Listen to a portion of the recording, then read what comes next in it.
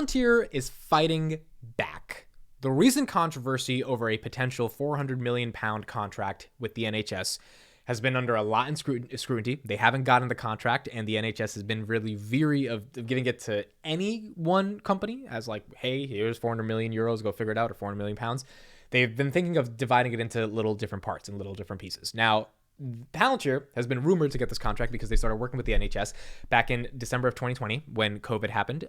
They were the main system of distribution for vaccines in the United Kingdom. And since then, they've been helping them with a lot of other things like patient backlog because they're building this central operating system for the NHS when it comes to vaccine distribution, supply chain issues, logistics. I've done a couple of videos on this over the past several months, basically detailing their work. They also hired former NHS officials, specifically in data intelligence and artificial intelligence, to be at Palantir and work with them.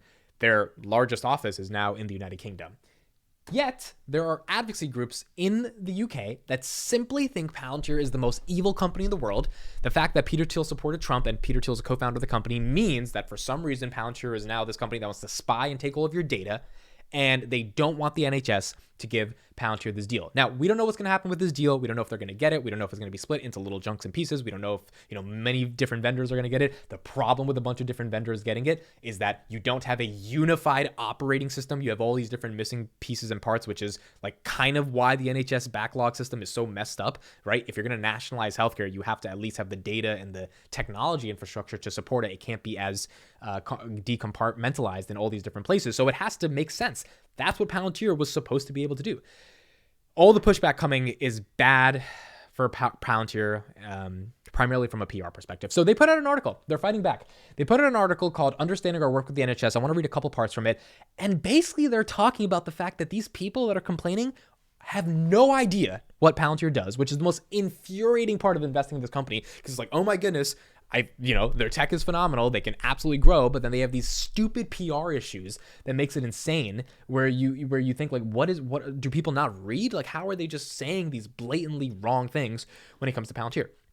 Since 2020, NHS's England's use of Palantir software has become an area of increasing interest. While we have shared some of our highlights of our collaborations, such as the development of purpose-based access controls, some inaccuracies persist in the discourse, meaning media, surrounding it. In this post, we set out some key facts.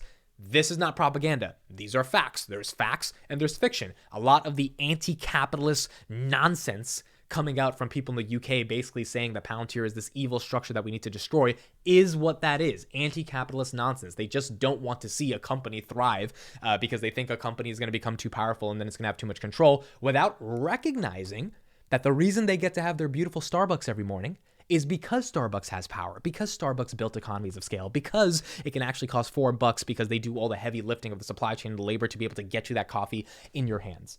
And we don't want to criticize capitalism when we have our coffee, but we want to criticize capitalism when we see the effects that don't impact us directly, immediately when it comes to something like Palantir. That is the propaganda that has been spewing. Palantir calls it discourse. I would call it more propaganda. So they say, we are proud of our work with the NHS. It saves lives and improves health outcomes. Firstly, we're incredibly proud of our work supporting NHS England and the wider health system. During COVID, our software foundry helped ensure ventilators and PPE were delivered to the right place at the right time and supported the vaccine rollout. Widely acknowledged as the most successful in Europe. This is the NHS England's health core. Oh, this is a quote from someone, or from some of those that were repeated in the interview. Foundry has been a key tool in the NHS's biggest ever exercise in operational data integration.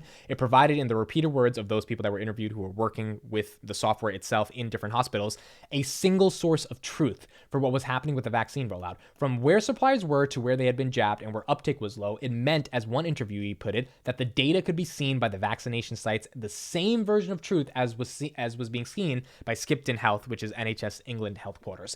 Data, real-time decision-making, reducing the time to value. That's why Foundry was good when it came to COVID. The same software is now helping to reduce the planned care backlog, which I just talked about above, in hospitals in Chelsea and Westminster hospitals for the NHS Foundation Trust, where the waiting list has been reduced by 28%.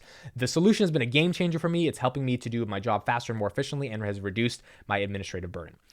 Then Palantir says, hey, We are a software company. We don't collect or monetize personal data. This is something that the people spreading the propaganda and the really misinformed media discussion around this don't get. They don't collect data. They don't monetize the data. That's not their job. Their job is to say, hey, here you have a bunch of data. Let's work with you to be able to operationalize it, not to literally hoard it for ourselves, because we can't even make any money off of it. There's two ways you make money off data. You run ads against it, so you advertise against it, which is what Facebook and YouTube does, or you sell the data.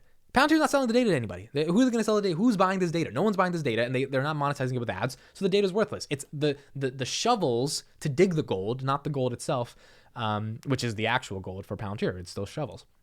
They said, at Palantir, we believe that good data and the right technology, people and institutions can still solve hard problems and change the world for the better. Our work supporting the NHS is an example of those values in action. Yet we must still answer the questions people have about safety and security, which with their personal information is handled. Of course, that makes sense. They said, they're a software company, not a data company. The distinction is crucial. It means that we build software products that our customers use to integrate, harmonize, and understand their data. Unlike many other technology companies, we do not monetize or collect personal data. Our business model has never involved collecting, using, or selling personal data. Only those working directly with a customer can be granted access to relevant customer data. So again, and they put some examples here that you guys can read. I'll put the article in the description.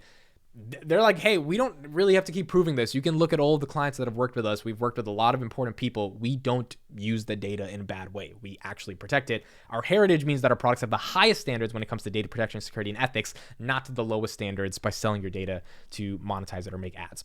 Their final point, when considering the use of Palantir software by the NHS, we urge you to keep these important facts in mind. Firstly, our software has a proven track record of helping save lives and reduce waiting lists. Secondly, our business model centers on providing access to software. It has nothing to do with data mining. Thirdly, we have a rigorous approach to data protection, security, and ethics forged by working for almost 2 decades with some of the world's most important institutions, i.e., the United States government. Our final point, the people involved in the development and deployment of our software in the NHS are not located in some faraway land with different values. They are in and amongst the 800 people based in our London office. They're saying, hey, there's not some Americans working in Silicon Valley trying to manage your data in the UK. These are people from London, born and raised, a lot of them most likely went to school in London, that got a job at Palantir Foundry, that are doing this work. These are UK citizens, people who were born in NHS hospitals, whose close family were treated in NHS hospitals, and others who have chosen to locate here from abroad and are every bit as passionate about what the NHS stands for.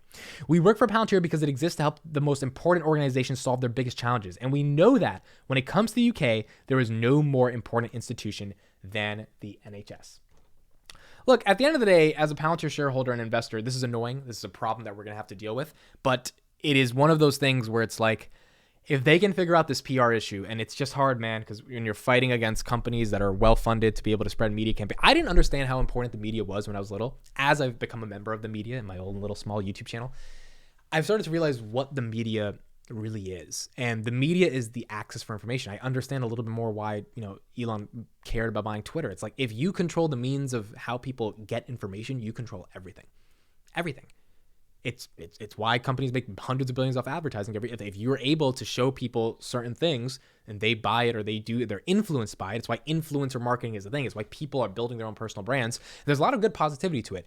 But the negative side of it is that if you influence in a weird way or a wrong way or a misinformed way, you can really cause some damage, or a hurtful way. It's not the best.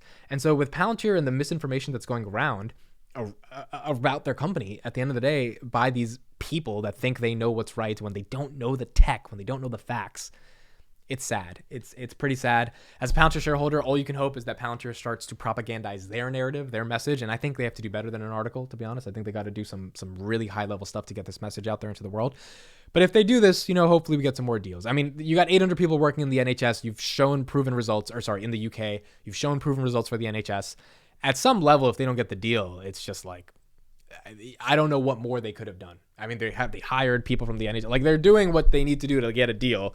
And once they're entrenched in the NHS is not going to leave them. Once you're there, you're not leaving because the product is so damn good. So they just got to get there. And I think right now they got to figure out a way to officially make themselves the operating system of the NHS. And then once they're there for a long time. So we'll see how it turns out. Thank you guys so much for listening and watching. What are your thoughts on the political controversies and the media controversies surrounding this company and its relationship to potentially not getting this NHS deal? And we'll keep covering the story as it goes on. Thanks so much for listening and watching. I will see you guys in the next one.